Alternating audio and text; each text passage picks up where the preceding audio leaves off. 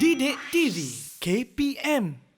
Jadi tanpa membuang masa, kita akan terus kepada perbincangan berdasarkan contoh-contoh soalan yang mana kita ambil daripada bahan-bahan modul dan juga soalan percubaan negeri SPM 2021. Okey, jadi di sini saya ambil contoh berdasarkan kepada format yang pertama tadi, bentuk aneka pilihan. Okey, dalam soalan ini kita lihat untuk menjawab soalan objektif, maka yang penting sekali, penting sekali, baca soalan, kemudian kita highlight. Okey, ada murid tanya, cikgu boleh highlight ke? Okey, silakan highlight. Sebab saya suka bila penggunaan warna ni sebenarnya dia akan capture kita punya ingatan dan juga fokus kita dalam menjawab soalan. Jadi pada kertas soalan, jangan pada kertas OMR.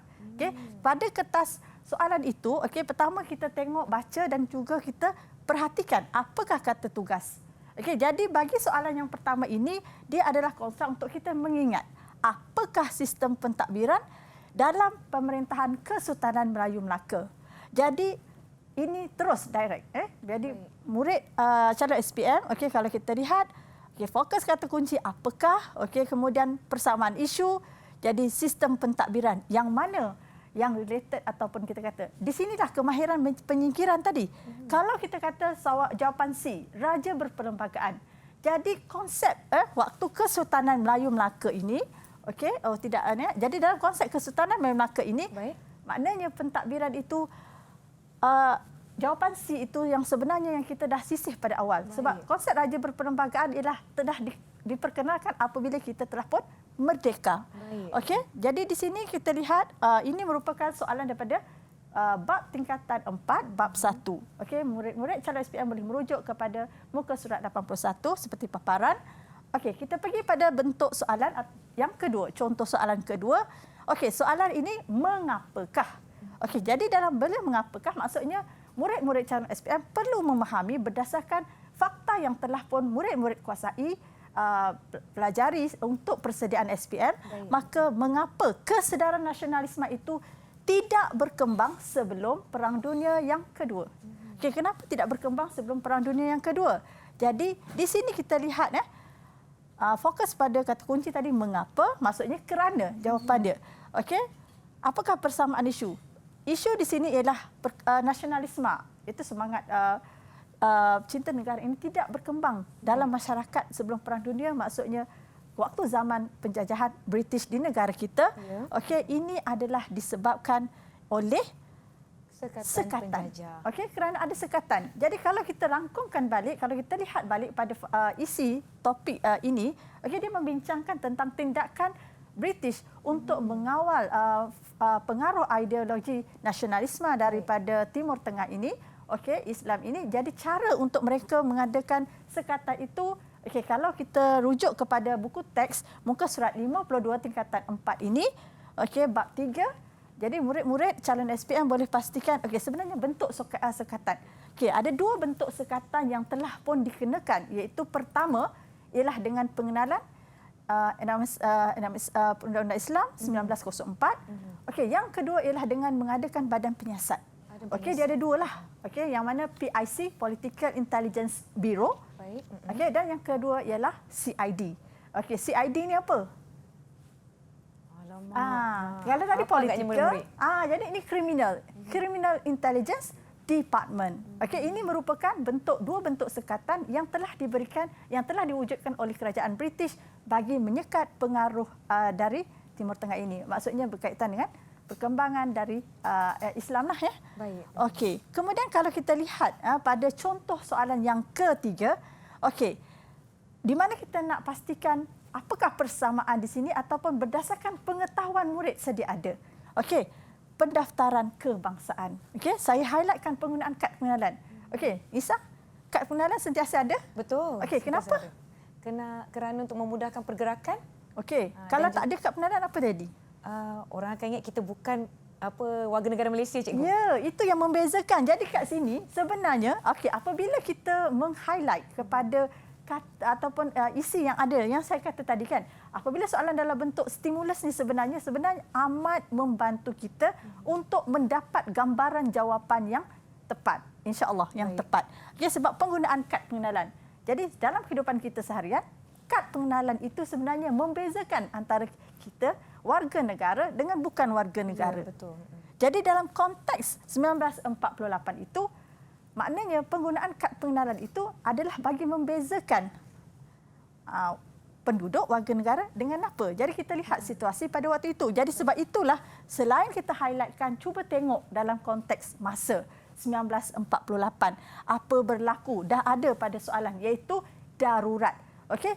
Jadi apa tujuan kerajaan memperkenalkan undang-undang? Tadi dah ada perkataan membezakan. Betul. Maknanya pilihan jawapan 4 itu sudah Betul. pasti. Jadi kita dah boleh tolak mana-mana yang bukan ada pilihan jawapan 4. Jadi kita dah boleh tolak A dan juga boleh tolak C. Okey, maknanya bergantung kepada B atau D. Okey. Kemudian kita tengok apakah lagi kata kunci, apa isu lagi? Okey. Bila daftar, maksudnya tadi kawal, mengawal. Okay, Lisa dah bagi tahu tadi nak kawal. Okey, ada kawasan tertentu nak masuk kena ada kad pengenalan. Tak ada kad pengenalan tak boleh masuk. Okey, macam saya nak masuk Seri Pentas mesti ada pengenalan diri. Okey, bukan sewenang-wenang boleh masuk. Jadi inilah maksudnya mengawal pergerakan.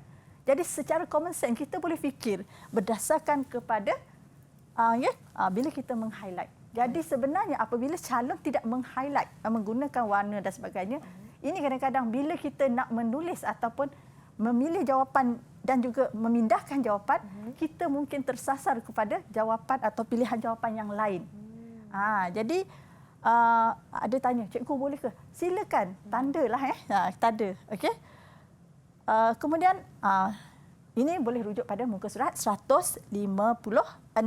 Tujuan kerajaan memperkenalkan undang-undang. Kalau keluar macam ini seronoklah, senang je soalan ini ya. Okey. Kemudian aneka pilihan yang seterusnya bagi contoh soalan yang keempat. Okey, jadi kita lihat di sini apakah kehendak soalan. Ini juga kalau kita lihat soalan dalam bentuk yang mempunyai simulasi penggunaan jadual. Okey, jadi jadual ini, kalau kita lihat dalam buku teks sebenarnya, buku teks dia dalam bentuk ayat. Jadi siapa yang tak mahir dengan buku teks bila membuat ulang to be tidak merujuk buku teks sebenarnya, mereka terkapai-kapai nak mencari di manakah fakta-fakta ini. Tetapi bila kita lihat ini telah dirangkumkan, dijadikan dalam bentuk jadual, kita nampak. Okey, parti PAS. Okey, jadi reaksi mereka apabila draft, bila sebut draft ni, maksudnya ke arah kita nak merdeka ini, sebelum merdeka dah tentulah akan ada draft perlembagaan. Jadi apa itu perlembagaan? Ini merupakan konsep sejarah atau istilah yang kita dah kena kuasai. Bila sebut perlembagaan, iaitu undang-undang tertinggi negara yang menjadi asas kepada pemerintahan. Okey, jadi nak menjadi asas itu maksudnya untuk membina sebuah menggubal undang-undang yang akan diguna pakai, dah tentulah undang-undang tersebut perlu diperbincangkan dengan pelbagai pihak, mengambil reaksi daripada pelbagai pihak dan seterusnya mungkin menerusi setiap cadangan. Okey, di sinilah kalau kita lihat cadangan atau reaksi PAS menuntut kepada agama Islam dijadikan sebagai asas. Parti negara menolak kewarganegaraan yang longgar, maknanya itulah yang perlu diambil berat dalam draft yang seterusnya. Baik. Ataupun dalam membuat pindaan pada draft ini. Okey, dan MIC mengharapkan agar penggunaan bahasa Tamil atau bahasa ibunda mereka digunakan supaya mereka tidak hilang identiti. Okey, jadi macam mana kita soalan sebenarnya? Bagaimana? Okey, reaksi parti politik yang berbeza ini dapat diselesaikan. Maksudnya di sini perlembagaan persekutuan negara itu sebenarnya memang telah pun berjaya diwujudkan. Bukan sebenarnya, memang berjaya diwujudkan sebab kita dah merdeka. Betul. Jadi maknanya bagaimanakah reaksi ataupun tuntutan yang berbeza ini diselesaikan. Jadi di sinilah kita kena memahami apakah nilai ataupun apakah pendekatan yang telah digunakan oleh kerajaan atau pemimpin ketika itu dalam menghasilkan satu perlembagaan negara yang diterima oleh semua. Okey? Jadi di sini jawapannya ialah amalan sikap keterbukaan dalam menerima pandangan daripada pelbagai pihak, dan pandangan ini akhirnya telah pun dibincangkan di peringkat yang lebih tinggi dan telah pun digubal dan diwartakan. Okey? Boleh merujuk pada muka surat 223. Okey, kita lihat seterusnya soalan yang dalam pilihan aneka pilihan ini. Okey, soalan yang kelima. Okey, kebebasan asasi. Okey, di sini kebebasan asasi tidak bersifat mutlak. Okey, tidak bersifat mutlak. Jadi bila sebut tidak bersifat mutlak ini maknanya walaupun kita bebas bebas bersuara. Walaupun kita bebas bersuara tapi kebebasan itu masih ada sekatan-sekatan tertentu. Jadi mengapakah soalannya mengapa sekatan itu wujud? Okey, kalau kita logiknya semua ini adalah kebebasan asasi yang mana dalam topik ini untuk peringatan ataupun untuk makluman pada calon-calon SPM, kita ada 4 bentuk kebebasan asasi. Kita biasa dengar, saya nakkan hak ini, hak saya, ini kebebasan saya. Jadi ada 4 kebebasan asasi, itu hak terhadap pendidikan, kebebasan beragama, kebebasan bersuara. Jadi ini antara contohnya lah. Jadi kita lihat ini mengapa tidak bersifat mutlak? Kerana jawapannya ialah tertakluk kepada Akta Parlimen Malaysia. Akta itu undang-undang. Undang-undang itu yang mengawal. Kerana tidak ada undang-undang maka keadaan akan tidak terkawal apabila kebebasan bersuara itu disalahgunakan oleh pihak-pihak yang tidak bertanggungjawab. Jadi ini boleh memudaratkan keharmonian dan kedaulatan negara. Saya teruskan perbincangan kepada bentuk soalan yang kita panggil sebagai pelengkap atau aneka gabungan yang mana di sini masih lagi pada soalan berkaitan dengan darurat. Jadi apabila negara dalam keadaan darurat, kita lihat darurat itu diisytiharkan, maksudnya Magran itu telah bertindak daripada 1969 hingga 1971. Jadi di sini apakah tanggungjawab Magran? Jadi memang ini soalan sebenarnya jelas dalam buku teks telah ada tanggungjawab yang telah diberikan oleh Magran dan asas kepada fokus ataupun dua fokus Magran ini dalam menyelesaikan isu melaksanakan tanggungjawab ialah untuk memastikan perpaduan dan juga untuk menyelesaikan masalah ketidakseimbangan ekonomi antara kaum. Baik. Jadi inilah tanggungjawab. Jawapan dia ialah dah tentu dia tak ada kaitan dengan menguruskan pilihan raya. Betul. Jadi mana pilihan jawapannya ada satu, kita boleh terus buang. Distractor inilah kita panggil, kita terus buang penyingkiran. Jadi pilihan kita antara C atau D. Jadi jawapannya ialah C. Surat 129 dan soalan yang terakhir yang saya sediakan dalam perbincangan pada kali ini ialah berkaitan dengan penyertaan Malaysia. Kita baca dahulu.